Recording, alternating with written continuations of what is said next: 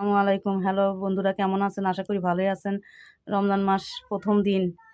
তো সবাই আল্লাহর ইবাদত করবেন। সবার জন্য সবাই দোয়া করবেন।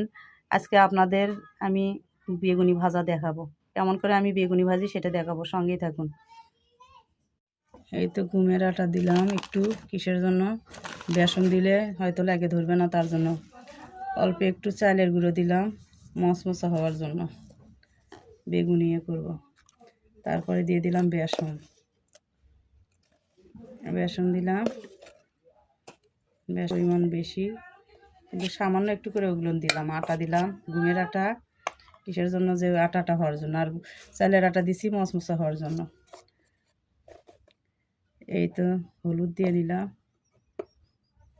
গুঁড়ো মরিচ যেরকম ঝাল খান সেইভাবে দিলাম। একটু লবণ দিয়ে দিলাম, আদা বাটা রসুন বাটা দিয়ে দিলাম। এই তো পানি দিয়ে এখন গুলে নেব আমি।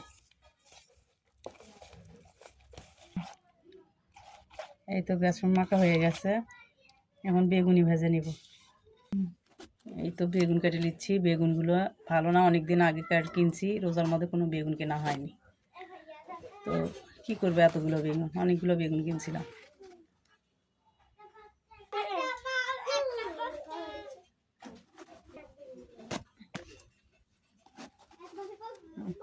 এই যে কাটা হয়ে গেছে, এখন এগুলো ভেজে নেব। সঙ্গে থাকুন। তো তেল ঢেলে নিলাম, এই তো দিয়ে দিলাম। এই তো আমার বেগুনি ভাজা হয়ে গেছে, এখন তুলে নেব। এই তো আমার বেগুনি হয়ে গেছে। বেগুনি কিন্তু মচমচা হয়েছে। কেমন হয়েছে অবশ্যই কমেন্ট করে জানাবেন। এইভাবে বেগুনি আমি ভাজি, যেভাবে ভাজি সেইভাবে আপনাদের দেখালাম। তো ভালো থাকবেন, সুস্থ থাকবেন। দোয়া করি আপনারা সুন্দরভাবে রমজান মাসে দিনগুলো আপনার যাক আল্লাহর ইবাদত করে। তো দোয়া করবেন আমার জন্য, অবশ্যই সাপোর্ট করবেন। আল্লাহ হাফিজ। আসসালামু আলাইকুম।